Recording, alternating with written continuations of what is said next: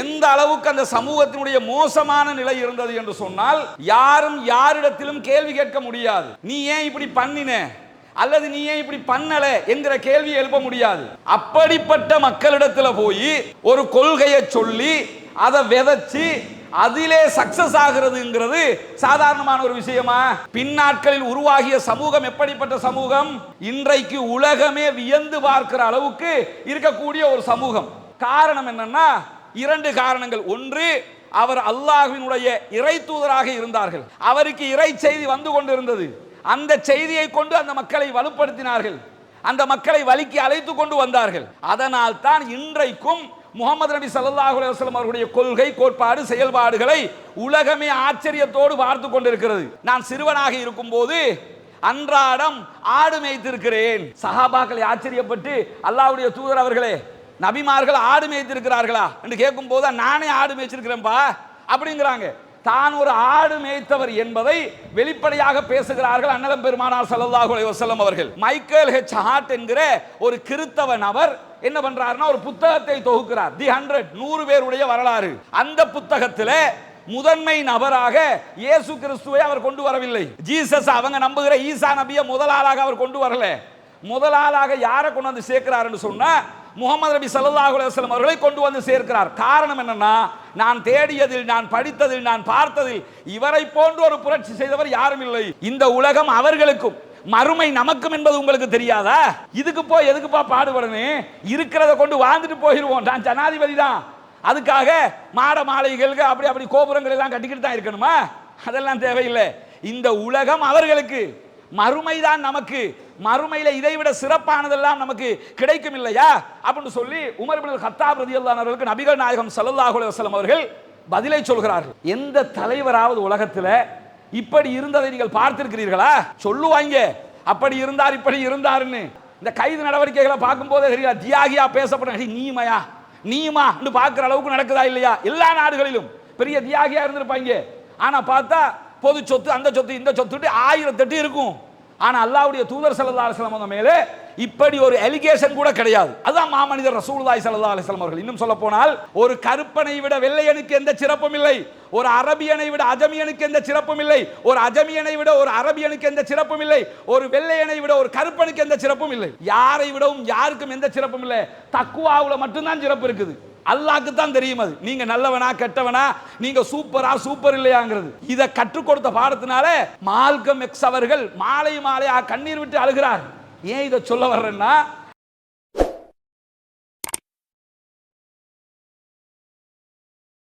அஸ்ஸலாமு அலைக்கும் வரஹ்மத்துல்லாஹி வபரகாத்துஹு.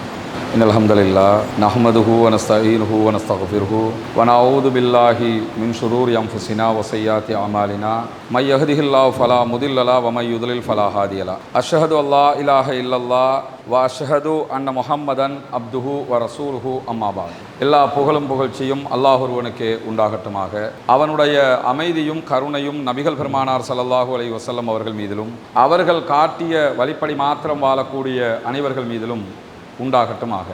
பேரன்புமிக்க எல்லாம் வல்ல அல்லாஹ்வினுடைய நல்லடியார்களே, நாம் வாழுகிற இந்த காலகட்டத்திலே, நாம் வாழுகிற இந்த பூவுலகிலே ஒவ்வொரு மனிதர்களும் அவர்கள் விரும்புகிற, அவர்கள் ஏற்றுக்கொண்டிருக்கக்கூடிய சில கொள்கைகளை, கோட்பாடுகளை பின்பற்றக்கூடியவர்களாக அவர்களை நாம் காணுகிறோம். இஸ்லாமியர்களாக இருக்கக்கூடிய நாம் திருமறை குர்ஆனையும் நபிகள் நாயகம் ஸல்லல்லாஹு அலைஹி வஸல்லம் அவர்களுடைய வாழ்க்கை வழிமுறைகளையும் ஏற்றுக்கொண்டு அதன்படி வாழ எத்தனிக்கிற அதே நேரம், இஸ்லாமியர்கள் அல்லாத சகோதரர்கள் அவர்கள் ஏற்றுக்கொண்டிருக்கக்கூடிய சித்தாந்தங்கள் பிரகாரம், கொள்கை கோட்பாடுகள் பிரகாரம் அவர்களுடைய வாழ்க்கைகளை அமைத்துக் கொள்ளுகிற முறைகளையும் இந்த உலகத்திலே நாம் பார்த்து வருகிறோம். இப்படியான ஒரு சூழலில் நாம் ஏற்றுக்கொண்டிருக்கக்கூடிய புனிதமிக்க இஸ்லாமிய மார்க்கத்தினுடைய இறுதி இறை தூதராக, இந்த உலக மக்கள் அத்தனை பேருக்கும் உரிய வழிகாட்டியாக அனுப்பப்பட்ட நபிகள் நாயகம் ஸல்லல்லாஹு அலைஹி வஸல்லம் அவர்கள் இந்த உலகத்திலே வாழுகிற காலகட்டத்திலே, இந்த உலகத்தில் பிறக்கக்கூடிய அத்தனை பேருக்கும் உரிய ஒரு வழிகாட்டியாக திருமறை குர்ஆனை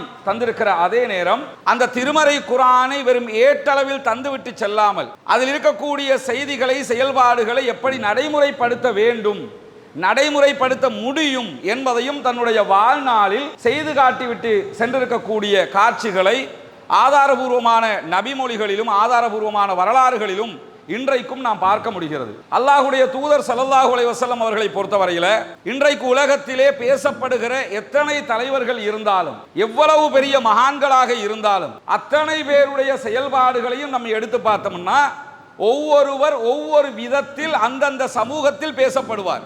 ஆனால் அல்லாஹ்வுடைய தூதர் ஸல்லல்லாஹு அலைஹி வஸல்லம் அவர்கள் எல்லா துறைகளிலும், எல்லா சமூகங்களிலும், எல்லா செயல்பாட்டிலும் ஒருங்கிணைந்து பேசப்படக்கூடிய ஒரு தலைவராக இருப்பதை நாம் உணர முடியும். ஏனென்றால் இறுதி இறை தூதராக அல்லாஹு தஆலா நபிகள் நாயகம் ஸல்லல்லாஹு அலைஹி வஸல்லம் அவர்களை அனுப்புகிற போது இந்த உலகத்தினுடைய நிலை எப்படி இருந்தது, அதிலும் குறிப்பாக அல்லாஹ்வுடைய தூதர் ஸல்லல்லாஹு அலைஹி வஸல்லம் அவர்கள் அனுப்பப்பட்ட சமூகம் எப்படி இருந்தது என்று சொன்னால், இன்னைக்கு இருக்கிற மக்கா மாதிரி அன்னைக்கு இருக்கிற மக்கா இருக்கல.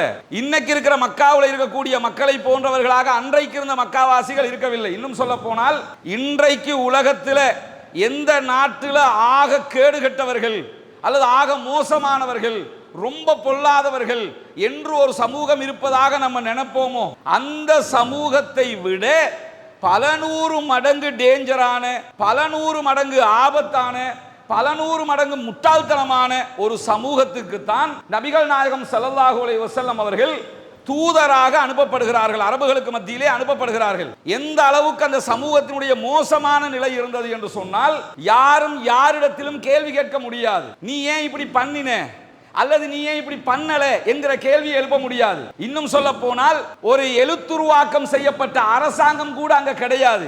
அத்தனை பேரும் குடிகாரர்கள் என்றால் குடிகாரர்கள் தான், விபச்சாரம் என்றால் விபச்சாரம் தான், குற்றம் என்றால் குற்றம் தான். அங்க இது சரி இது பிழை என்கிற கண்ணோட்டமே கிடையாது. நீ நல்லவன் நான் கெட்டவன் என்கிற வேறுபாடே கிடையாது. அத்தனை பேருமே ஒரே மாதிரி ஆட்களாகத்தான் 99% மக்கள் இருந்தார்கள். அப்படிப்பட்ட மக்களிடத்தில் போய் ஒரு கொள்கையை சொல்லி அதை விதைச்சு அதிலே சக்சஸ் ஆகிறதுங்கிறது சாதாரணமான ஒரு விஷயமா? அங்க யோசிக்கிறதுக்குரிய இடமே கிடையாது. அத்தனை பேருமே மூடர்களாக, மடையர்களாக, மட்டிகளாக, செயல்படுத்த முடியாதவர்களாக, திருத்த முடியாதவர்களாக இருந்த ஒரு காலகட்டம். அந்த சமூகத்திற்கு தான் அல்லாஹ்வுடைய தூதர் ஸல்லல்லாஹு அலைஹி வஸல்லம் அவர்கள் இறை தூதராக அனுப்பப்படுகிறார்கள். அனுப்பப்பட்டு அவங்க கிட்ட போய் ஏகத்துவ கொள்கை விதைக்கப்பட்டு, அவர்களிடத்தில் ஒழுக்க விழுமியங்கள் விதைக்கப்பட்டு, அவர்களிடத்தில் கௌரவம் என்றால் என்னவென்று சொல்லிக் கொடுக்கப்பட்டு, பின்னாட்களில் உருவாகிய சமூகம் எப்படிப்பட்ட சமூகம்? இன்றைக்கு உலகமே வியந்து பார்க்கிற அளவுக்கு இருக்கக்கூடிய ஒரு சமூகம். அப்படியான ஒரு சமூகத்தை, அப்படியான ஒரு சந்ததியை அல்லாஹ்வுடைய தூதர் ஸல்லல்லாஹு அலைஹி வஸல்லம் அவர்களால் உருவாக்க முடிந்தது என்று சொன்னால் காரணம் என்னன்னா, இரண்டு காரணங்கள். ஒன்று, அவர் அல்லாஹ்வினுடைய இறை தூதராக இருந்தார்கள். அவருக்கு இறை செய்தி வந்து கொண்டிருந்தது. அந்த செய்தியை கொண்டு அந்த மக்களை வலுப்படுத்தினார்கள், அந்த மக்களை வழிக்கு அழைத்து கொண்டு வந்தார்கள். அதனால் தான் இன்றைக்கும் முஹம்மது நபி ஸல்லல்லாஹு அலைஹி வஸல்லம் அவர்களுடைய கொள்கை, கோட்பாடு, செயல்பாடுகளை உலகமே ஆச்சரியத்தோடு பார்த்து கொண்டிருக்கிறது. இந்த உலகத்தில் நிறைய சீர்திருத்தவாதிகள் தோன்றி இருக்கிறார்கள், அல்லது நிறைய படித்தவர்கள், அறிவாளிகள் என்று பார்க்கக்கூடியவர்கள் இருப்பார்கள். ஒரு கட்டத்துக்கு வர உயர்ந்ததற்கு பிறகு தன்னுடைய பழமையான வாழ்வினுடைய மக்கள் பார்த்தால் இழிவாக இருக்குமே என்கிற விதமான தொழிலையோ தன்னுடைய செயல்பாட்டையோ யாராவது சொல்லி பார்க்கிறீங்களா? அப்படி பார்க்க முடியாது. ஆனால் அல்லாஹ்வுடைய தூதர் ஸல்லல்லாஹு அலைஹி வஸல்லம் அவர்கள் இறை தூதராக இருக்கிற போதே என்ன சொல்லுவார்கள் என்றால், நான் சிறுவனாக இருக்கும் போது அன்றாடம் ஆடு மேய்த்திருக்கிறேன். சஹாபாக்களை ஆச்சரியப்பட்டு, அல்லாஹ்வுடைய தூதர் அவர்களே, நபிமார்கள் ஆடு மேய்த்திருக்கிறார்களா என்று கேட்கும் போது, நானே ஆடு மேய்ச்சிருக்கிறேன்பா அப்படிங்கிறாங்க. தான் ஒரு ஆடு மேய்த்தவர் என்பதை வெளிப்படையாக பேசுகிறார்கள் அன்னலம் பெருமானார் ஸல்லல்லாஹு அலைஹி வஸல்லம் அவர்கள். பின்னாட்கள் ஒரு 20-25 வயதுகள் ஆகிற போது வியாபாரத்திலே கோலோச்சுகிறார்கள். அந்த காலகட்டத்திலே ஹதீஜா அம்மையார் அவர்களை திருமணம் முடிக்கிறார்கள். ஊருக்குள்ள ஒரு பெரிய செல்வந்தராக மாறுகிறார்கள். இப்படி சமூகத்தில் ஒரு பெரிய அந்தஸ்து மிக்க குடும்பத்தில் பிறந்தவர்கள், கஷ்டப்பட்டு வளர்கிறார்கள். வளர்ந்தவர்கள் தான் இந்த சமூகத்தினுடைய, இந்த நாட்டினுடைய, இந்த உலகத்தினுடைய மக்கள் அத்தனை பேரும் பார்த்து வியக்கிற அளவுக்கு ஒரு மாபெரும் தலைவராக உருவெடுக்கிறார்கள். மைக்கேல் ஹெச் ஹார்ட் அவர்கள் எழுதியிருக்கக்கூடிய தி 100 என்கிற புத்தகத்தில் நபிகள் நாயகம் ஸல்லல்லாஹு அலைஹி வஸல்லம் அவர்களை பற்றி சொல்லுகிற போது முதன்மை நபராக நபிகள் நாயகம் ஸல்லல்லாஹு அலைஹி வஸல்லம் அவர்களை அவர் சேர்க்கிறார். 100 பேருடைய வரலாறுகளை தொகுக்கிறார். மாபெரும் புரட்சியாளர்களுடைய வரலாறு அது. புரட்சின்னா அவங்களுக்கு மக்கள் செல்வாக்கு இருந்திருக்கணும், அவங்களால ஏதோ ஒரு மாற்றம் வந்திருக்கணும், மக்கள் அவங்களை ஏற்றுக்கொண்டிருக்கணும். அப்படிப்பட்ட பல பேருடைய வரலாறுகளை தேடி எடுத்து மைக்கேல் ஹெச் ஹார்ட் என்கிற ஒரு கிறித்தவ நபர் என்ன பண்றாருன்னா ஒரு புத்தகத்தை தொகுக்கிறார். தி 100 பேருடைய வரலாறு. அந்த புத்தகத்தில் முதன்மை நபராக இயேசு கிறிஸ்துவை அவர் கொண்டு வரவில்லை. ஜீசஸ் அவங்க நம்புகிற ஈசா நபியை முதல் ஆளாக அவர் கொண்டு வரல. முதல் ஆளாக யாரை கொண்டு வந்து சேர்க்கிறார் சொன்னா முகமது நபி ஸல்லல்லாஹு அலைஹி வஸல்லம் அவர்களை கொண்டு வந்து சேர்க்கிறார். காரணம் என்னன்னா, நான் தேடியதில், நான் படித்ததில், நான் பார்த்ததில் இவரை போன்ற ஒரு புரட்சி செய்தவர் யாரும் இல்லை என்கிற அளவுக்கு நபிகள் நாயகம் ஸல்லல்லாஹு அலைஹி வஸல்லம் அவர்கள் ஒரு மிகப்பெரிய புரட்சியை செய்து விட்டார்கள் என்கிறார். சாதாரண புரட்சி எல்லாம் கிடையாது. பக்கத்து நாடு இந்தியா மாபெரும் பாரத வல்லரசு என்று பேசுகிற அளவுக்கு அந்த நாட்டு மக்களால் போற்றப்படக்கூடிய ஒரு இந்தியா இருக்குதுல்ல, அந்த இந்தியா, நம்ம பார்க்கிற இந்த இந்தியா உருவாகுவதற்கு 800 ஆண்டுகள் முகலாய பேரரசு ஆட்சி செய்ய வேண்டி இருந்தது. அன்றைக்கு இருந்த முஸ்லிம்கள பேர்ல இருந்தவங்க அவங்க முகலாய பேரரசு என்று சொல்வார்கள். இந்தியாவை அன்றைக்கு இருந்த முகலாயர்கள் 800 ஆண்டுகள் ஆட்சி செய்தார்கள். அப்படி ஆட்சி செய்து உருவாக்கப்பட்டதுதான் இந்தியா. அதற்கு பிறகு 200 ஆண்டுகள் பிரித்தானியாவுடைய, பிரிட்டிஷுடைய ஆட்சியில் இருக்குது. மொத்தம் 1000 ஆண்டுகள் கஷ்டப்பட்டு உருவாக்கப்பட்ட ஒரு நாடு இந்தியா. ஆனா ரசூலுல்லாஹி ஸல்லல்லாஹு அலைஹி வஸல்லம் அவர்கள் மரணிக்கும் போது இன்றைக்கு இருக்கிற இந்தியாவை விட பரந்த ஒரு இந்தியாவாக இருந்ததே. வங்காளதேசம், நேபாள், பூட்டான், பாகிஸ்தான் எல்லாம் இணைந்த ஒரு இந்தியா இருந்ததில்ல, அந்த இந்தியாவை விட ஒரு பெரிய நிலப்பரப்புக்கு ராஜாவாக, ஒரு அரசராக, ஒரு ஜனாதிபதியாக நபிகள் நாயகம் ஸல்லல்லாஹு அலைஹி வஸல்லம் அவர்கள் மரணிக்கிறார்கள். இந்த காரியத்தை செய்யறதுக்கு அல்லாஹ்வுடைய தூதர் ஸல்லல்லாஹு அலைஹி வஸல்லம் அவர்களுக்கு வெறும் 10 ஆண்டுகள் தான் தேவைப்பட்டது. 10 வருஷத்துக்குள்ள மக்காவுல இருந்து விரட்டப்படுறாங்க. மதீனாவுல 10 ஆண்டுகள். இந்த 10 ஆண்டுகளுக்குள்ளாக இன்றைக்கு நம்ம பார்க்கிற இந்தியாவை விட பரந்துபட்ட ஒரு இந்தியாவை அல்லாஹ்வுடைய தூதர் ஸல்லல்லாஹு அலைஹி வஸல்லம் அவர்கள் உருவாக்கி விடுகிறார்கள். அதுவும் எப்படி உருவாக்கினாங்க? அந்த உருவாக்குவதற்குரிய அவர்களுக்கு துணையாக இருந்தவர்கள் எப்படி உருப்பெற்றார்கள்? ஒரே ஒரு கொள்கை, லா இலாஹ இல்லல்லாஹ் முஹம்மதுன் ரசூலுல்லாஹ். நம்ம பார்க்கிற இந்தியா இன்னைக்கும் நேற்றும் எப்படிப்பட்ட இந்தியா? பல கொள்கை, பல மதங்கள், பல மொழிகள் பேசக்கூடிய பல மக்களை கொண்ட இந்தியா. அல்லாஹ்வுடைய தூதர் ஸல்லல்லாஹு அலைஹி வஸல்லம் அவர்கள் 10 ஆண்டுகளுக்குள்ள உருவாக்கிய மாபெரும் சாம்ராஜ்யம் இஸ்லாமியர்கள் என்கிற அத்தனை பேரை கொண்ட ஒரு பெரும் சாம்ராஜ்யத்தையே உருவாக்குகிறார்கள். எப்படி உருவாக்க முடிந்தது என்று சொன்னால், மாமனிதர் நபிகள் நாயகம் ஸல்லல்லாஹு அலைஹி வஸல்லம் அவர்களால் அந்த காரியத்தை செய்வதற்கு அல்லாஹ்வுடைய வழிகாட்டல் கிடைத்தது. ரசூலுல்லாஹ் உயிரோடு இருக்கும் போதே ரசூலுல்லாஹ்வுக்கு கண்ணுக்கு தெரிகிறதுக்கு இருந்த 2 சாம்ராஜ்யங்கள், ஒன்று இத்தாலி பேரரசு, இரண்டாவது பாரசீக பேரரசு, இன்றைக்கு இருக்கிற ஈரான். அன்றைக்கு இருந்த பாரசீக பேரரசு. 2 பேரரசுகள் இருக்கிறது.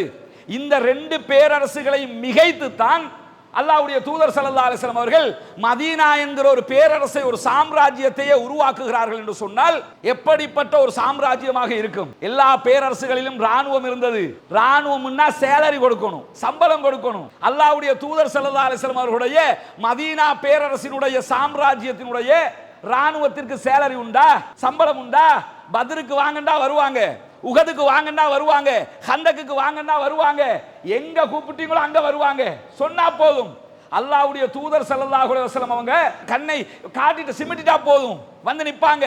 சேலரி இல்லாம, சம்பளம் எடுக்காமல் செயல்பட்ட ஒரு சாம்ராஜ்யத்தின் ராணுவமாக ஒரு ராணுவத்தை அல்லாஹ்வுடைய தூதர் ஸல்லல்லாஹு அலைஹி வஸல்லம் அவர்கள் உருவாக்கினார்கள். அச்சு அசலாக தான் சொல்வதையே கேட்கக்கூடிய ஒரு மிகப்பெரிய சாம்ராஜ்யத்தின் தோழர்களை உருவாக்கினார்கள்.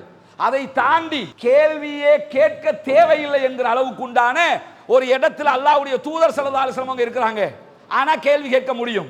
நான் மன்னர் தான், ஆனா நீங்க என்கிட்ட கேள்வி கேட்கலாம். நான் ஆட்சியாளர் தான், என் சட்டக்காரரை பிடிச்சு கேட்கலாம்.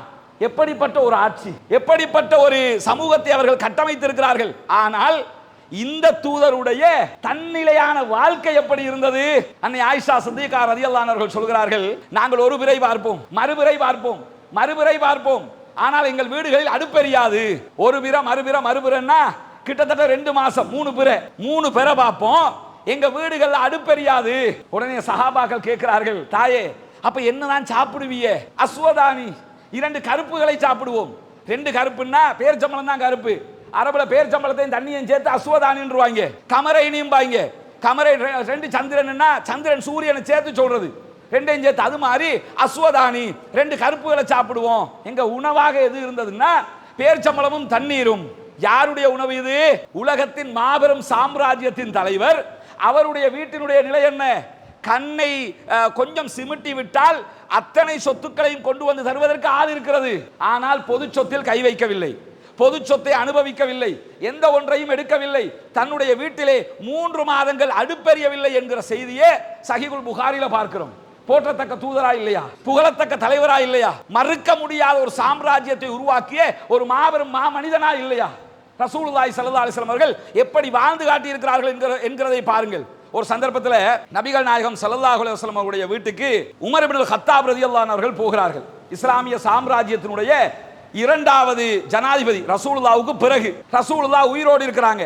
ரசூலுல்லாஹ்வை பார்ப்பதற்காக நபிகள் நாயகம் ஸல்லல்லாஹு அலைஹி வஸல்லம் அவருடைய வீட்டுக்கு போனா ரசூலுல்லாஹ் தூங்கி எந்திரிச்சு உட்கார்ந்துகிட்டு இருக்கிறாங்க. உட்கார்ந்துகிட்டு இருக்கும்போது நபிகள் நாயகத்துடைய முதுகுகளை பார்க்கும்போது முதுகுல பாயினுடைய அடையாளம் இருக்கிறது. இப்ப அந்த அடையாளம் எல்லாம் படாதுல்ல.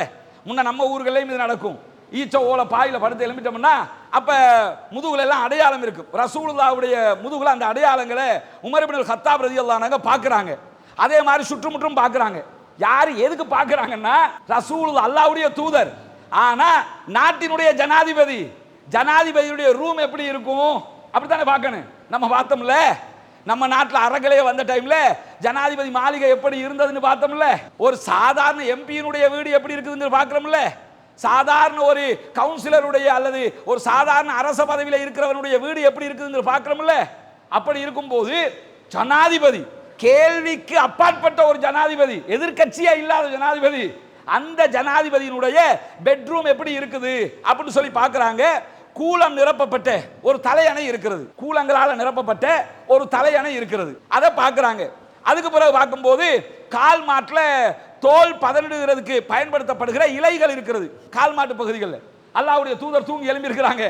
தலையணை கூலம் நிரப்பப்பட்டிருக்குது. தோல் பதனிடுறதுக்கு வச்சிருந்த இலைகள் இருக்கிறது. தலைப்பகுதியில் தண்ணீர் வைக்கிறதுக்கு ஒரு தோலாலான ஒரு துருத்தி இருக்கிறது.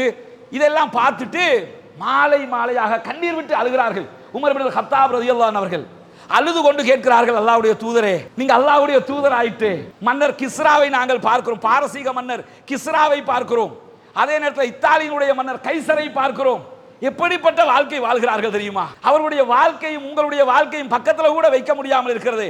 அவர்கள் எல்லாம் எப்படி எப்படியோ தங்களுடைய வாழ்க்கையை அனுபவித்துக் கொண்டிருக்கும் போது நீங்கள் மாத்திரம் இப்படி இருக்கிறீர்களே, ஒரு வெறும் பாயில படுத்து தூங்கி எழும்புறீங்களே, இந்த மாதிரியான ஒரு இடத்துல வாழ்றீங்களே, உங்களுக்கு நாங்க ஒரு பெரிய தூங்குறதுக்குரிய அரேஞ்ச்மெண்ட் எல்லாம் பண்ணி நீங்களும் சொகுசா இருக்கிறதுக்கு பண்ணி தரட்டுமா அப்படின்னு கேட்கும்போது அல்லாஹ்வுடைய தூதர் ஸல்லல்லாஹு அலைஹி வஸல்லம் அவர்கள் சொல்கிறார்கள், உமரே, இந்த உலகத்திற்கும் நமக்கும் என்ன தொடர்பு இருக்கிறது? இந்த உலகம் அவர்களுக்கும் மறுமை நமக்கும் என்பது உங்களுக்கு தெரியாதா? இதுக்கு போய் எதுக்குப்பா பாடுபடணும்? இருக்கிறத கொண்டு வாழ்ந்துட்டு போயிடுவோம். நான் ஜனாதிபதி தான், அதுக்காக மாட மாளிகைகளுக்கு அப்படி அப்படி கோபுரங்கள் எல்லாம் கட்டிக்கிட்டு தான் இருக்கணுமா? அதெல்லாம் தேவையில்லை. இந்த உலகம் அவர்களுக்கு, மறுமைதான் நமக்கு. மறுமையில இதைவிட சிறப்பானதெல்லாம் நமக்கு கிடைக்கும் இல்லையா அப்படின்னு சொல்லி உமர் இப்னுல் கத்தாப் ரலியல்லாஹு அன்ஹு அவர்களுக்கு நபிகள் நாயகம் ஸல்லல்லாஹு அலைஹி வஸல்லம் அவர்கள் பதிலை சொல்கிறார்கள். எந்த தலைவராவது உலகத்தில் இப்படி இருந்ததை நீங்கள் பார்த்திருக்கிறீர்களா? சொல்லுவாங்க, அப்படி இருந்தார் இப்படி இருந்தாருன்னு. உள்ள கொஞ்சம் நோண்டி நொங்கெடுத்து தேடி பார்த்தோம்னு சொன்னா அவர் எப்படி இருந்தாருன்னு தெரியும். இன்னைக்கும் பார்க்கிறோமா இல்லையா?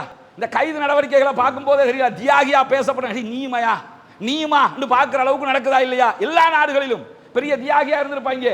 ஆனா பார்த்தா பொது சொத்து, அந்த சொத்து, இந்த சொத்து 1008 இருக்கும்.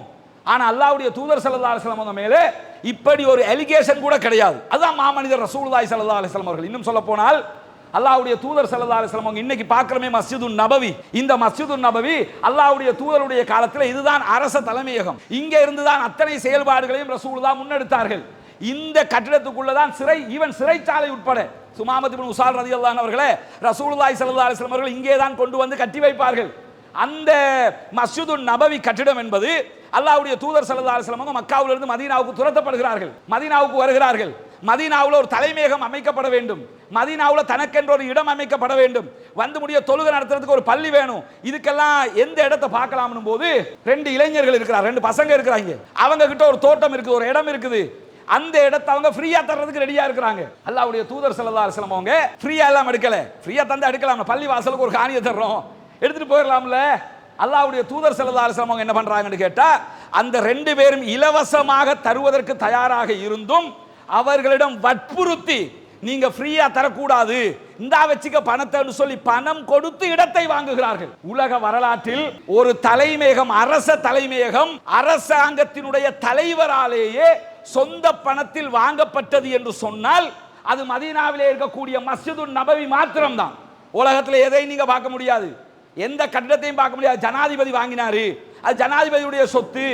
அவர் தான் வாங்கி இதை பண்ணாரு அப்படின்னு சொல்லி எங்கே நீங்க பார்க்க முடியாது. அல்லாஹ்வுடைய தூதர் ஸல்லல்லாஹு அலைஹி வஸல்லம் உடைய தலைமையகத்தை நீங்கள் பார்க்க முடியும். சுமாமத் இப்னு உஸால் ரலியல்லாஹு அன்ஹு அவர்கள் கைது செய்யப்பட்டு மஸ்ஜித் நபவிக்கு அழைத்து வரப்பட்டு கட்டி வைக்கப்படுகிறார்கள். அவர் ஒரு சமூகத்தினுடைய தலைவர் சுமாமா அவர்கள். அதை ரசூலுல்லாஹ்வுடைய ஒரு சின்ன படை போய் அரெஸ்ட் பண்ணிட்டு வந்துட்டாங்க. ஒரு இன்சிடென்ட்ல அரெஸ்ட் ஆகி வந்துட்டாரு. பள்ளிவாசலுக்குள்ள கட்டி வச்சிருக்காங்க. சஹீஹுல் புகாரில வரக்கூடிய சம்பவம். அல்லாஹ்வுடைய தூதர் ஸல்லல்லாஹு அலைஹி வஸல்லம் அவர்கள் தொழுகையை முடித்து விட்டு போய் பேசுவாங்க. என்னப்பா சுமாமாவே இஸ்லாத்துக்கு வர்றீங்களா அப்படின்னு கேட்பாங்க. கேட்கும் போது அதெல்லாம் முடியாதுன்றவாரு. சுமாமத் இப்னு உஸால் ரலியல்லாஹு அன்ஹு அவர்களே சொல்கிறார்கள், இந்த உலகத்திலேயே எனக்கு மிகவும் வெறுப்பான ஒரு முகம் இருக்கும் என்றால், எனக்கு பிடிக்காத ஒரு மனிதர் இருப்பார் என்றால் அது இந்த முகம்மது தான். முகமது நபியோட ஃபேஸை கண்டாலே எனக்கு பிடிக்காது, அவ்வளவு வெறுப்பு அவரோட. உலகத்திலேயே எனக்கு பிடிக்காத ஒரு ஊர் இருக்கும் என்றால் அதுவும் இந்த மதீனா தான். அதுக்கு போய் என்ன கூட்டு வந்து அவரோட பள்ளிக்குள்ளே என்ன கட்டி போட்டு வச்சிருக்கிறாங்களே, வெறுப்பு தட்டி போய் கிடக்கிறாரு. ஒவ்வொரு நாள் தொழுகையை முடிச்சுட்டு போய் பேசுறாங்க. என்னப்பா இஸ்லாத்துக்கு வந்துடுறீங்களா? முடியாதுங்கிறாரு. அடுத்த நாள் கேட்கறாங்க, முடியாதுங்கிறாரு. 4 வாட்டி 3 வாட்டி கேட்டு பார்க்கறாங்க, முடியாது. உடனே என்ன சொல்றாங்கன்னா, அவரை ரிலீஸ் பண்ணிருங்க. ஏன்னா அவர் ஒரு சமூகத்துடைய தலைவர் வேற. அவரை ரிலீஸ் பண்ணிருங்க. யாரையும் பலவந்தமாக இழுத்து பிடித்து இந்த இஸ்லாத்துக்குள் வைக்க வேண்டிய கடமை இஸ்லாத்துக்கு இல்லை. ஈவன் நம்மளா இருந்தாலும் உங்களுக்கு பிடிக்கலையா தாராளமா போங்க. நம்ம எல்லாம் இஸ்லாத்துல இருக்கிறதுனால அல்லாஹ்வுடைய கசானா அப்படியே உயர்ந்துற போகுதா? நம்ம அத்தனை பேருமே காபிரா போயிட்டோம், அல்லாஹ் நஷ்டவாளி ஆயிடுவானா? ஓட்டாண்டியா போயிடுவானா? நம்ம இருக்கிறதுனால அல்லாஹ்வுக்கு லாபமும் இல்லை, நம்ம இல்லாம போறதுனால அல்லாஹ்வுடைய கசானாவுக்கு நஷ்டமும் இல்லை. இருந்தால் நமக்கு லாபம், இல்லாமல் போனால் நமக்கு நஷ்டம், அவ்வளவுதான். போய் கூப்பிட்டு பார்க்கறாங்க, முடியாதுன்ட்டாரு. அப்ப நான் உங்க வேலையை நீங்க பாருங்க, அவர் அவுத்து விடுங்கங்கறாங்க. அவுத்து விட்டதுக்கு அப்புறம் வந்து கேட்கிறாரு, எனக்கு குளிக்கிறதுக்கு ஒரு இடம் காட்டுவீங்களா? ஆமா குளிக்கலாம், முன்னாடி பைருகா இருக்கிறது, போய் குளிங்கங்கறாங்க. இப்ப மஸ்ஜிது நபவிக்குள்ள இருக்குது பைருகா. அந்த நேரத்தில் மஸ்ஜிது நபவிக்கு வெளியே இருக்கு, சின்ன இடம் தானே, இந்த இருக்குது, போய் குளிச்சிட்டு வாங்க. குளிச்சிட்டு வந்து சொல்றாரு, அல்லாஹ்வுடைய தூதர் அவர்களே, இந்த உலகத்திலேயே எனக்கு பிடிக்காத ஒரு மனிதர் இருந்தால் அது நீங்கள் தான். ஆனால் இந்த நிமிடத்தில் இருந்து இந்த உலகத்திலேயே எனக்கு மிக மிக மிக மிக பிடித்த ஒரு மனிதர் இருப்பார் என்றால் அதுவும் நீங்கள் தான். இந்த உலகத்திலேயே எனக்கு பிடிக்காத ஒரு சிட்டி இருக்கும்னா அது இந்த மதீனா தான். இந்த நிமிடத்தில் இருந்து இந்த உலகத்திலேயே எனக்கு மிக விருப்பமான ஒரு சிட்டி இருக்கும்னா அதுவும் இந்த மதீனா தான். நான் இஸ்லாத்திற்கு வருகிறேன். புனிதமிக்க இஸ்லாமிய மார்க்கத்தை ஏற்றுக்கொள்கிறார் சுமாமத் இப்னு உஸால் ரலியல்லாஹு அன்ஹு அவர்கள். அல்லாஹ்வுடைய தூதர் ஸல்லல்லாஹு அலைஹி வஸல்லம் அவர்கள் உருவாக்கிய சமூகம் கழுத்துல கத்தியை வச்சுக்கிட்டு வாடா இஸ்லாத்துக்கு கூப்பிடல. இன்னைக்கு சொல்றாங்க விமர்சனம், இஸ்லாம் எப்படி வளர்க்கப்பட்டது தெரியுமா, இஸ்லாம் எப்படி உருவாக்கப்பட்டது தெரியுமா? நீ இருக்கிறண்டா இரு, இல்லாட்டி போ, இருந்தா உனக்கு நலவு. இப்படி உருவாக்கப்பட்டது.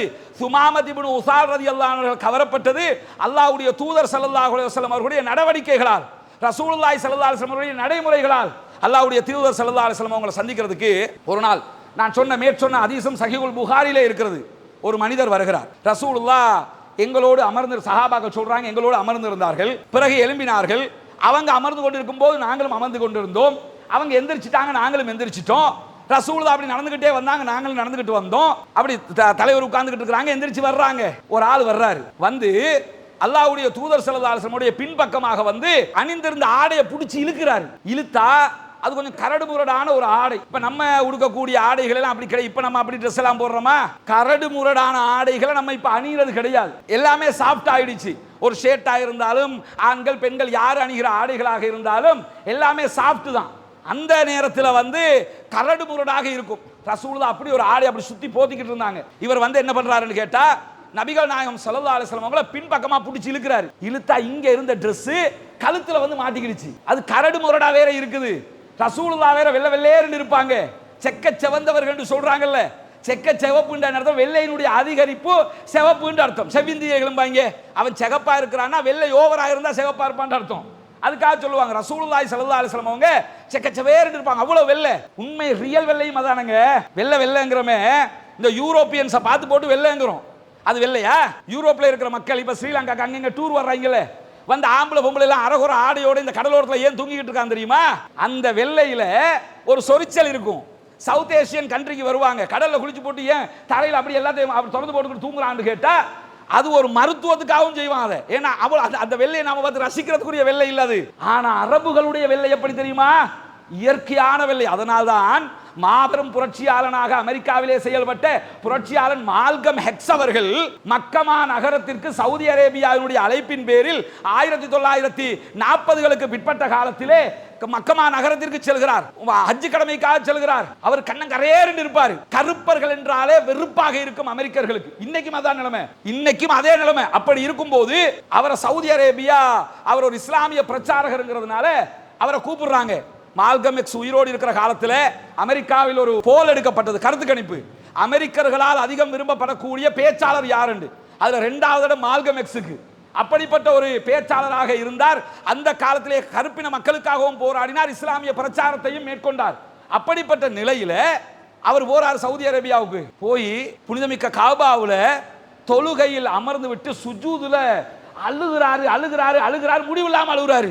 மாலை மாலையாக கண்ணீர் வடிக்கிறார். கண்ணீர் வடித்து விட்டு தன்னுடைய சுயசரிதையில் எழுதுகிறார் மால்கம் எக்ஸ், என்னை அமெரிக்காவில் கருப்பன் என்றார்கள், என்னை வெறுத்து ஒதுக்கினார்கள், நாங்கள் மனிதர்கள் என்பதற்கே அமெரிக்காவில் போராட வேண்டி இருக்கிறது, இன்றைக்கும் போராட வேண்டி இருக்கிறது, இவ்வளவு கஷ்டப்பட்டு எங்களை மனிதர்களாக நிரூபிக்க வேண்டி இருந்தது.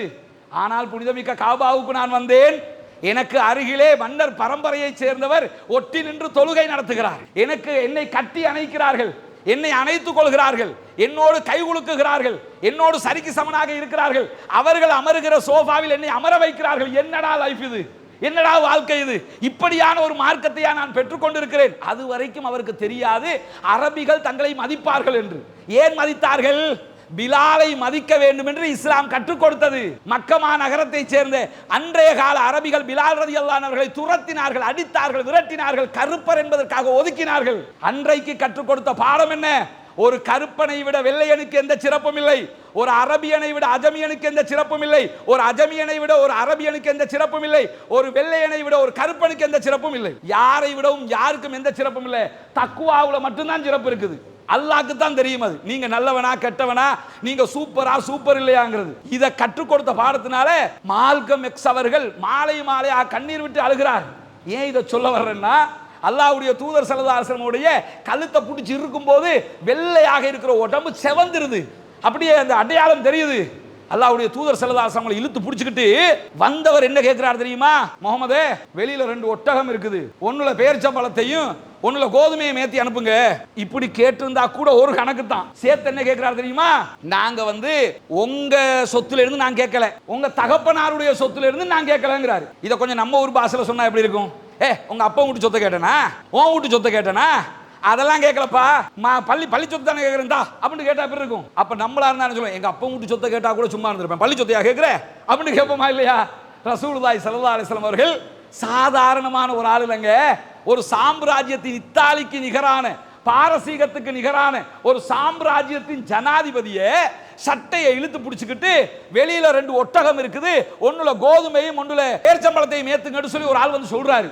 இவ்வளவுக்கும் அந்த காலத்துல 2 ஒட்டகம் வச்சிருந்தாலே 2 பென்ஸ் கார் வச்ச மாதிரி வந்தவர் யாரு? நம்ம என்ன யோசிப்போம், உங்ககிட்ட இல்லாம கேட்டா கூட பரவாயில்ல, ஆல்ரெடி 2 ஒட்டகம் வச்சிருக்கியப்பா, நீ ஊருக்குள்ள ஒரு பேசப்படுகிற பணக்காரன் தானே. அப்படிப்பட்ட ஒரு ஆள் தான் உங்க அப்பா வீட்டு சொத்தை கேட்டனா, உன் வீட்டு சொத்தை கேட்டனா, எனக்கு 2லையும் ஏத்தி அனுப்புங்கிறாங்க. அல்லாஹ்வுடைய தூதர் ஸல்லல்லாஹு அலைஹி வஸல்லம் என்ன சொல்றாங்கன்னா, முதல்ல விடுப்பா, உனக்கு தர்றேன், நீ விட்டா தானே தர முடியும் அப்படிங்கிறாங்க. இப்படி தான் பேசுறாங்க. சஹாபாக்கெல்லாம் குத்துட்டிச்சு போயிட்டாங்க, பார்த்துக்கிட்டு சும்மா இருந்துருவாங்களா? உயிரை விடுவதற்கு தயாரான தோழர்கள். அல்லாஹ்வுடைய தூதர் ஸல்லல்லாஹு அலைஹி வஸல்லம் அவர்களுக்கு உலகத்தில் கொடுக்க முயன்ற உச்சகட்டமான பரிசாக சஹாபாக்கள் கருதியது தங்களுடைய உயிர். அதை கொடுப்பதற்கு தயாரானவர்கள். இதை பார்த்து விட்டு சும்மா இருந்து விடுவார்களா? துடித்து விட்டார்கள், அடிக்க பாய்கிறார்கள். ரசூலுல்லாஹ் அமைதியாயிருங்கன்னு சொல்லிட்டு, எப்பா கொஞ்சம் விடுப்பா, உனக்கு தர்றேன். 2வது தடவையும் சொல்றாங்க, நான் உங்க அப்பா வீட்டு சொத்தையா கேட்டேன், தர வேண்டியதானே 2வது வாட்டியும் சொல்றாரு. 3வது வாட்டி நபிகள் நாயகம் ஸல்லல்லாஹு அலைஹி வஸல்லம் அவங்க இதே மாதிரி கேட்கிறாங்க, அவரும் அதே மாதிரி பதில் சொல்றாரு. சஹாபாக்கள் அட்டிக்கிறதுக்கு தாவும் போது ரசூலுல்லாஹி ஸல்லல்லாஹு அலைஹி வஸல்லம் சொல்கிறார்கள், நான் சொல்ற வரைக்கும் இந்த இடத்தை விட்டு யாருமே நகரக்கூடாது. உடனே சஹாபாக்கள் சில பேரை அழைச்சி கூப்பிட்டு சொல்றாங்க, இவருடைய ஒரு ஒட்டகத்துல கோதுமை ஏத்துங்க, ஒரு ஒட்டகத்துல பேரிச்சம்பழத்தை ஏத்துங்க, ஏத்தி அனுப்பி விடுங்க அப்படின்னு சொல்லிட்டு மக்களை நோக்கி என்ன சொல்றாங்க, இப்ப நீங்களாம் கிளம்பி போங்கிறாங்க. சஹீஹுல் புகாரில வரக்கூடிய ஒரு அருமையான வரலாற்று நிகழ்வு. அல்லாஹ்வுடைய தூதர் எப்படி மக்களால் கவரப்பட்டார்கள் தெரியுமா? இப்படித்தான் கவரப்பட்டார்கள். ஏன் இன்றைக்கு மேற்குலகமே மூக்கில் கை வைத்துக் கொண்டு முகமது நபியை பற்றி பேசுகிறது தெரியுமா? இதற்காகத்தான் பேசுகிறது. ரசூலுல்லாஹி ஸல்லல்லாஹு அலைஹி வஸல்லம் அவர்கள் என்றால் ஏன் ஆச்சரியப்படுகிறார்கள் தெரியுமா? இதற்காகத்தான் ஆச்சரியப்படுகிறார்கள். 2005 காலப்பகுதிகளில் அமெரிக்காவினுடைய ராணுவத்திற்காக ஒரு மேகசின் வெளியிடப்பட்டது. 2005லேயே அமெரிக்கா 2000 தாண்டறதுக்கு முன்னாடியே உலக வல்லரசு, அவங்கள்ட்ட இல்லாத ஆயுதம் இல்லை, அவங்கள்ட்ட இல்லாத பணம் இல்லை, அவங்கள்ட்ட இல்லாத பலம் இல்லை, அவ்வளவு வளர்ந்துட்டாங்க. அப்படி இருக்கும்போது 2005களுக்கு பிறகு இந்த ஈராக் வார் அந்த வார்களுக்கு வர்றதுக்கு முன்னாடியே வியட்நாம் வாரெல்லாம் பண்ணவங்க அவங்க. அவ்வளவு பலத்தோடு இருக்கிற காலகட்டம், உலகத்தில் நம்பர் 1 ராணுவம். அந்த ராணுவத்திற்கு ஒரு மேகசின், ஒரு புத்தகம் வெளியிடப்படுகிறது. அந்த புத்தகம் முழுவதும் என்ன எழுதப்பட்டிருந்தது தெரியுமா? முகமது நபி ஸல்லல்லாஹு அலைஹி வஸல்லம் அவர்களுடைய ராணுவ யுக்திகள், யுத்த தந்திரங்கள். அந்த புத்தகம் வெளியிடப்பட்டு ராணுவத்திற்காக கொடுக்கப்படுகிறது. நீங்க இதெல்லாம் படிச்சுக்கிறீங்க. இதுல என்ன இருக்கு தெரியுமா? முகமது நபி ஸல்லல்லாஹு அலைஹி வஸல்லம் அவர்களுடைய யுத்த தந்திரங்கள் இருக்கிறது. 2005ல 1500 வருஷத்துக்கு முன்னாடி வாழ்ந்த ஒரு மனிதருடைய யுத்த தந்திரங்களை, அவருடைய செயல்பாடுகளை உலகத்தின் நம்பர் 1 ராணுவம் தேடி படிக்கிறது என்று சொன்னால் அவர் எப்படிப்பட்ட ஆளாக இருந்திருப்பார்? அவருடைய புரட்சி எப்படிப்பட்டதாக இருந்திருக்கும்? நபிகள் நாயகம் ஸல்லல்லாஹு அலைஹி வஸல்லம் அவர்கள் உருவாக்கிய சமூகம் எப்படிப்பட்டதாக இருந்திருக்கும்? ஒரு மனிதர் வருகிறார், அல்லாஹ்வுடைய தூதர் ஸல்லல்லாஹு அலைஹி வஸல்லம் அவங்களே புதிதாக பார்க்க வருகிறார். அப்படி கையை கட்டிக்கிட்டு நடுங்கிட்டு நிற்கிறார் ரசூலுல்லாஹ்க்கு முன்னாடி வந்து. ஏன்னா மன்னர் ரசூலுல்லாஹ், ஜனாதிபதி, அதனால பயந்து நடுங்கிக்கிட்டு வந்து பேசும்போது நம்மளா இருந்தா கொஞ்சம் நம்ம அந்த பண்பு பண்பாடுகளோட இருக்கிற நேரத்தில் என்ன சொல்லுவோம்? ஏங்க எதுக்கு போட்டுக்கிட்டு சும்மா இருங்களே, இப்படியாவது சொல்லுவோம். அல்லாஹ்வுடைய தூதர் ஸல்லல்லாஹு அலைஹி வஸல்லம் அவர்கள் எப்படி அந்த மனிதருக்கு தன்னை உருவகப்படுத்துகிறார்கள் என்றால், தன்னை பற்றி எப்படி அன்பை பரப்புகிறார்கள், ஊட்டுகிறார்கள் என்று சொன்னால், அல்லாஹ்வுடைய தூதர் ஸல்லல்லாஹு அலைஹி வஸல்லம் அவர்கள் சொல்கிறார்கள், காய்ந்த இறைச்சியை சாப்பிட்டு வந்த குறைஷி குடும்பத்தினுடைய பெண்ணுடைய மகன் தான் நான். நீங்க நினைக்கிற மாதிரி நான் பெரிய ஆளெல்லாம் கிடையாது. காஞ்சி போன இறைச்சி இருக்குல்லப்பா, அந்த இறைச்சியை சாப்பிட்டு வளர்ந்த ஒரு பெண் இருந்திருப்பாள்ல, என்னுடைய தாய் ஆமினா, அந்த ஆமினாக்கு பிறந்த ஒரு புள்ள தான் நான். அதனாலதான் ஆடு மேய்த்திருக்கிறேன் என்பதையும் சொல்கிறார்கள். ரசூலுல்லாஹ் சொல்றாங்க, எனவே என்ன கண்டு ஏன் நடுங்குறீங்க? நான் ஜனாதிபதியாக இருக்கலாம், நடுங்குகிற தேவை இருக்குதா? சாதாரணமா இருங்க, கேஷுவலா இருங்க. எவ்வளவு அழகான, எவ்வளவு ஒரு பண்பாடான செயல்பாட்டை அல்லாஹ்வுடைய தூதர் ஸல்லல்லாஹு அலைஹி வஸல்லம் சொல்கிறார்கள். இப்னு மாஜாவிலே பதிவு செய்யப்பட்டிருக்கக்கூடிய செய்தி. இதை தாண்டி ஒரு சம்பவம் நடந்தது. என்ன சம்பவம்? அல்லாஹ்வுடைய தூதர் ஸல்லல்லாஹு அலைஹி வஸல்லம் அவங்களுக்கு நஞ்சு ஊட்டினாங்களா இல்லையா? ஒரு யூத பெண், அவங்க இன்னைக்கு மட்டும் இல்ல, அன்னைக்கு அப்படித்தான் நடந்திருக்கிறாங்க. என்ன பண்ணிருக்கிறாங்க? ரசூலுல்லாஹி ஸல்லல்லாஹு அலைஹி வஸல்லம் அவர்களுக்கு உணவிலே விஷத்தை கலந்து ஒரு பொம்பளை கொடுக்கிறார். ரசூலுல்லாவோட ஒரு சஹாபியும் சாப்பாட்டுக்கு போயிருக்கிறாங்க. அவர் சாப்பிட்டதோட ஆன் தி ஸ்பாட் அவுட், அவர் அந்த இடத்துல கொல்லப்பட்டார். ரசூலுல்லாஹி ஸல்லல்லாஹு அலைஹி வஸல்லம் அவர்கள் சாப்பிட்ட அந்த விஷத்தினுடைய தீண்டல் நபிகள் நாயகத்துடைய மரண நேரத்தில் கூட இருந்தது என்பதை நாம சஹீஹுல் புகாரில் எல்லாம் பார்க்க முடிகிறது. அப்படியான ஒரு சூழல்ல அல்லாஹ்வுடைய தூதர் ஸல்லல்லாஹு அலைஹி வஸல்லம் அவங்களுக்கு விஷம் வச்சு ஒரு பொம்பளை கொடுக்கிறா. மாமனிதர் நபிகள் நாயகம் ஸல்லல்லாஹு அலைஹி வஸல்லம் அவர்கள் என்ன பண்றாங்கன்னா, அவரை மன்னித்து விட்டு வெளியேறிய காட்சியை சஹீஹுல் புகாரில பார்க்க முடியும். அதெல்லாம் பிரச்சனை இல்லை, விஷம் வச்சுட்ட பரவாயில்ல, பொழைச்சு போ அப்படின்னு மன்னிச்சுட்டு வர்றாங்க. யாருக்கு இந்த மனது வரும்? நாம் ஏற்றுக்கொண்டிருக்கக்கூடிய தூதர், நாம் பின்பற்றுகிற மார்க்கம், நமக்கு தந்திருக்கக்கூடிய வழிகாட்டி எப்படிப்பட்டவர் என்பது புரிகிறதா? இதனால் தான் இன்றைக்கும் உலகம் அவரை வியந்து பார்க்கிறது, அவரை ஆச்சரியமாக பார்க்கிறது. ஆனா நம்ம சமூகத்தில் என்ன பண்றோம்னு சொன்னா, இன்றைய நாளைய நீங்க எடுத்துக்கிட்டீங்கன்னா தேசிய மீலாது தினம். இன்னைக்கு இன்றைய நாள்ல நபிகள் நாயகம் ஸல்லல்லாஹு அலைஹி வஸல்லம் அவருடைய பிறந்த தினம் என்று சொல்லி நாங்க பிறந்த தினத்தை கொண்டாடுறோம். ரசூலுல்லாஹி ஸல்லல்லாஹு அலைஹி வஸல்லம் அவர்கள் கொண்டாட சொன்னார்களா? மன் தஷப்பஹ பிகௌமின் ஃபஹுவ மின்ஹும், யார் ஒரு சமூகத்திற்கு ஒப்பாகிறார்களோ அவர்களும் அவர்களை போன்றவர்களே. நம்ம ரசூலுல்லாஹ்வுக்கு பிறந்த நாள் கொண்டாட போனோம்னா இந்த காரியத்தை இதுக்கு முன்னுக்கு யாரு செய்யறா? அல்லாஹ்வுடைய தூதர் செஞ்சாங்களா? செய்யல. வேறு யாரு செய்யறா? இன்னொரு சமூகம் செய்யுது. அவர்களுடைய தூதர்களுக்கு அல்லது அவர்களுடைய தலைவர்களுக்கு கொண்டாடுகிறார்கள் என்றால் அவர்களுக்கு ஒப்பானவர்களாக நாம் மாறிவிடுகிறோமா இல்லையா? கேட்டா இந்த சகோதரர்கள் சில விளக்கங்களையும் சொல்லுவாங்க. என்ன சொல்லுவாங்கன்னா, நாங்க ரசூலுல்லாஹ்வை புகழ்வது பிழையா? ரசூலுல்லாஹ்வை புகழ்வது பிழை அல்ல, எப்படி புகழ வேண்டும் என்பதை அல்லாஹ்வுடைய தூதர் ஸல்லல்லாஹு அலைஹி வஸல்லம் அவர்கள் கற்றுத்தந்தார்களே அந்த விதத்தில் தான் நாம் புகழ வேண்டும். ஏன்னா அல்லாஹ்வுடைய தூதர் ஸல்லல்லாஹு அலைஹி வஸல்லம் அவர்கள் சொன்னார்கள், கிறிஸ்தவ மக்கள் மரியமுடைய மகன் ஈசாவை கடவுள் நிலைக்கு உயர்த்தி புகழ்ந்தார்களே, அப்படி என்னை புகழ்ந்து விடாதீர்கள் அப்படின்னு சொல்லிட்டு தெளிவாக அல்லாஹ்வுடைய தூதர் ஸல்லல்லாஹு அலைஹி வஸல்லம் சொல்றாங்க, என்ன நீங்க புகழணும்னு நினைச்சீங்கன்னா எப்படி புகழணும் தெரியுமா? அல்லாஹ்வுடைய அடியார் என்று சொல்லுங்கள், அல்லாஹ்வுடைய தூதர் என்று சொல்லுங்கள். அல்லாஹ்வே நான் என்று சொல்லிடாதீங்க, நான் பாவத்தை மன்னிப்பேன் என்று சொல்லிடாங்க. என்னுடைய பாவத்தை அல்லாஹ் தானே மன்னிக்கணும். அல்லாஹ்வுடைய தூதர் அழகாக என்ன பண்றாங்கன்னு கேட்டா மிக தெளிவாக சொல்லக்கூடிய செய்தி சஹீஹுல் புகாரிலே இருக்கிறது. ரசூலுல்லாஹ்வை புகழ வேண்டுமா? அல்லாஹ்வுடைய தூதருடைய செய்திகளை அழகாக எடுத்து சொல்லுங்கள், ஊர் ஊராக பயான் பண்ணுங்க. மேற்கண்ட செய்தியை நம்ம சொன்ன அது மாதிரி புகாரில் ஏகப்பட்ட செய்திகள், அதையெல்லாம் எடுத்து சிங்களத்தில், தமிழில், ஆங்கிலத்தில், உருதுல, மலையாளத்தில், தெலுங்குல என்ன மொழி தெரியுமோ அந்த மொழிகளில் எல்லாம் பரப்புங்கள். எங்களுடைய தூதர் எப்படிப்பட்டவர் தெரியுமா, அவருடைய எளிமை எப்படிப்பட்டது தெரியுமா, அவருடைய உண்மை எப்படிப்பட்டது தெரியுமா, அவருடைய நாணயம் எப்படிப்பட்டது தெரியுமா, அவருடைய நேர்மை எப்படிப்பட்டது தெரியுமா, அதை பரப்ப வேண்டும். அதை விடுத்துவிட்டு நாம் ஒரு கிதாபை எடுத்து வச்சு அதில் இருக்கக்கூடிய சில கவிதைகளை படிப்பதால் அல்லாஹ்வுடைய தூதர் ஸல்லல்லாஹு அலைஹி வஸல்லம் அவர்களை புகழ்ந்ததாக மாறிவிடுமா? மௌலிது கிதாபுன்னு வச்சிருக்கிறாங்க. இன்னும் சொல்ல போனா அந்த கிதாபுலேயே அதை எழுதினவர் யாருங்கிறதுலேயே கன்ஃபியூஸ் இருக்கு. சுபஹான மௌலிதை நீங்க எடுத்துக்கிட்டீங்கன்னா, சுபஹான மௌலிதினுடைய ஆரம்பத்தில் எடுத்து பார்த்தீங்கன்னா இதை கல்வி கடல் கஸாலி ரஹிமஹுல்லாஹ் அவர்கள் எழுதியிருப்பார்கள் அப்படின்னு போட்டிருப்பாங்க. அதுக்கு பிறகு என்ன போடுவாங்கன்னா இதை இமாமுல் ஹத்தீப் முகமது மதனி ரஹிமஹுல்லாஹ் அவர்கள் எழுதியிருக்கலாம். அந்த புத்தகத்தை யார் எழுதினாங்கிறதுலே கன்ஃபியூஸ் இருக்குது, யார் எழுதினாங்கிறதே தெரியல.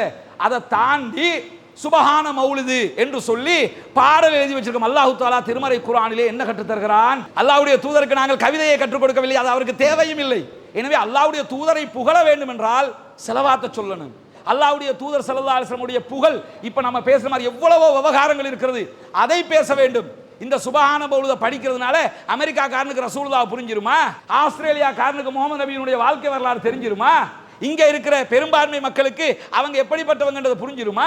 புரியாது சகோதரர்களே. எனவே இதை வைத்துக் கொண்டு அல்லாஹ்வுடைய தூதர் ஸல்லல்லாஹு அலைஹி வஸல்லம் அவர்களை புகழ வேண்டும். அவரை தவிர இந்த உலகத்தில் நாம் யாரைத்தான் புகழப் போகிறோம்?